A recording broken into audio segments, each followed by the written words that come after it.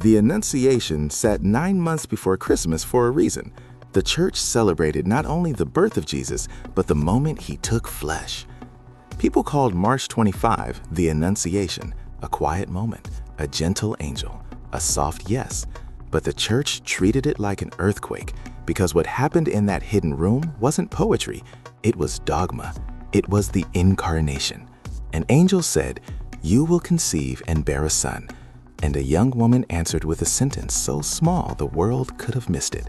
"Let it be done to me." And in that instant, Christianity stopped being only a promise and became a person. Welcome to Daily Saints with Grace. Fast, faithful stories told with clarity and heart. Subscribe if you want the feast of the church explained with truth and felt with your heart. Tonight, we're not doing a Bible trivia video. We're entering the church's teaching. Who is Jesus? Who is Mary? What is grace? And why did salvation begin with consent? The Annunciation sat 9 months before Christmas for a reason. The church celebrated not only the birth of Jesus, but the moment he took flesh. The gospel was clear. Gabriel was sent to Nazareth, to a virgin named Mary. And right away, the church heard two massive truths. First, this was God acting, not human planning. Second, this was God acting through a real human yes, not force, not coercion, a free response. This feast didn't glorify Mary as a goddess. It revealed God's humility. He knocked and he waited for the door to open. Dogma number 1, the Incarnation. The Catechism said the Annunciation inaugurated the fullness of time, the beginning of the fulfillment of God's promises. Then it stated the heart of the creed.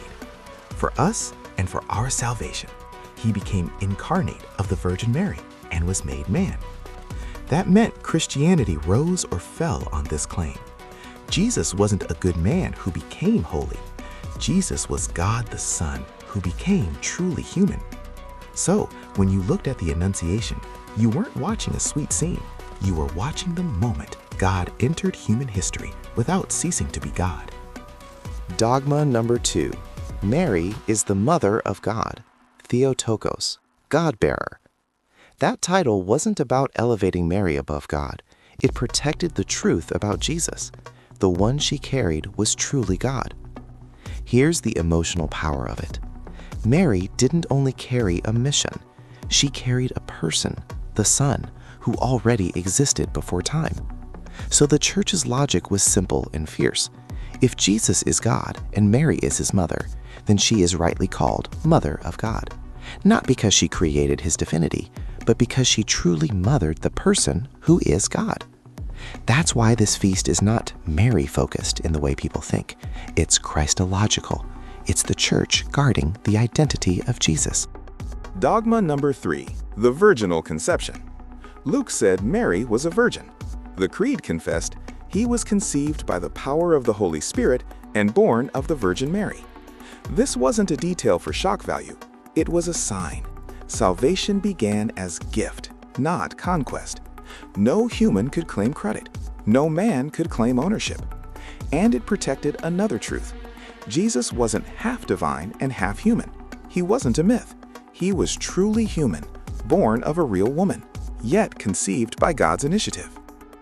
Now, the line that broke so many hearts in the best way. Hail, full of grace. The Catechism explains something we don't hear enough. Mary's yes was free, but it was also sustained by grace. That meant grace didn't erase her freedom. Grace made her freedom strong enough to say yes. And then her response came. Simple, terrifying, beautiful. Let it be done to me according to your word. This was the church's deeper teaching. God's plan didn't crush the human person. It invited her. And Mary became the model of faith. Not because she understood everything. Luke said she was troubled, but because she trusted the one speaking. That's why this feast becomes personal, because every believer eventually stands where Mary stood, not knowing everything, but being asked to trust anyway. Now, the line that broke so many hearts in the best way. Hail, full of grace. The Catechism explains something we don't hear enough. Mary's yes was free, but it was also sustained by grace. That meant grace didn't erase her freedom. Grace made her freedom strong enough to say yes. And then her response came. Simple, terrifying, beautiful. Let it be done to me according to your word. This was the Church's deeper teaching. God's plan didn't crush the human person. It invited her. And Mary became the model of faith, not because she understood everything. Luke said she was troubled, but because she trusted the one speaking. That's why this feast becomes personal, because every believer eventually stands where Mary stood, not knowing everything, but being asked to trust anyway. So, what changed because of the Annunciation? Everything. Because the Annunciation wasn't God sending instructions, it was God giving Himself. It was the moment the Word took flesh, the moment redemption moved from prophecy into blood and heartbeat. And the Church held this feast like a lamp in the dark. If God entered the ordinary, then the ordinary could become holy. If God took a body, then your body mattered. If God came through a yes, then your yes mattered too. This feast taught the world that salvation was not an idea.